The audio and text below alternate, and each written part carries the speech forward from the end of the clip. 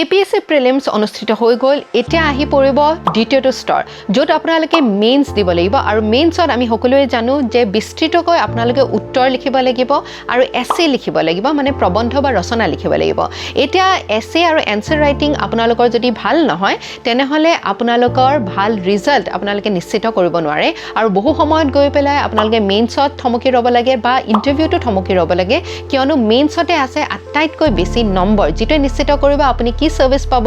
code service পাব ইত্যাদি আৰু সেইবাবে আপুনি কেনেকৈ উত্তৰ লিখিব লাগে উত্তৰবিলাক কেনেকৈ উপস্থাপন কৰিব লাগে যুক্তি সহকাৰে আপোনালোকে তথ্য সহকাৰে উপস্থাপন কৰি কেনে ধৰণে